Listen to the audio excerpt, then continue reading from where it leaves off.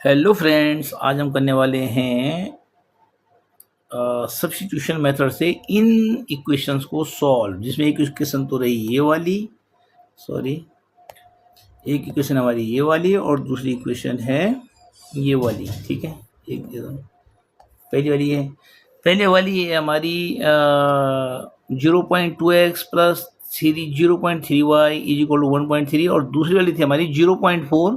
ये मैं से डायरेक्ट चेंज करके लिख दी दूसरी वाली, ये 0.4, 0.5 और 2.3 थी एक्चुअली।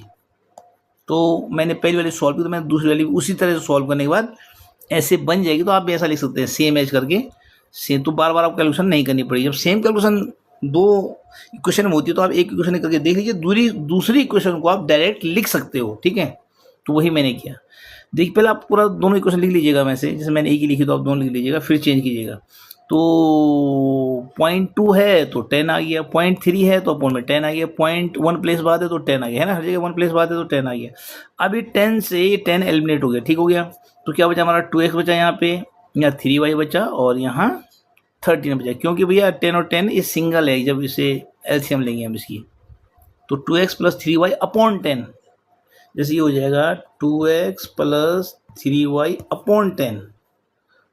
ठीक है, इधर 13/10 ऑलरेडी है, तो ये 10 से 10 तब कटा। आप देखेंगे डबल टाइम है, सिंगल टाइम, तो घबराना नहीं आपने। ठीक है, वो रियल में एलसीएम लेने के बाद सिंगल टाइम बन जाएगा।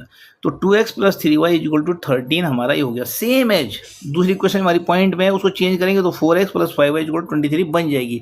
यानी अब हमें इन दोनों इक्वेशन के बारे में बात करनी है, पॉइंट को नहीं देखना भी हमें। तो वही फिर आपको पता ही है कि सब्स्टिट्यूशन में क्या होता है। यहाँ हमने 4x ले लिया, सपोज किया सेकंड से लिया मैंने, चलिए सेकंड का मैंने 4x ले लिया, तो ये 5y इधर चला जाएगा, यानी 23 माइनस 5y हो गया। अब x इक्वल टू क्या हो जाएगा, 4 अपॉन में आ जाएगा। देखिए अपोन में आ गया 4। ठीक है, अब हमने क्या करना है, इक्वेशन नंबर 1 में x की जगह ये रखना है, जो ये x दिख रहा है आपको ये वाला, यहाँ पे हमने जो है 2 तो ये रहेगा, लेकिन यहाँ पे 23 माइनस 5y अपॉन 4 रखना पड़ेगा हमें x के जगह पे। देखिए आप रखिए, 2 तो ऐसे रह गया और x की जगह आ गया 23 माइनस 5y अपॉन 4, जबकि यहाँ पे x था, यहाँ पे था x की हमने ये रख दिए, प्लस 3y, प्लस क्या आ गया, प्लस 3y।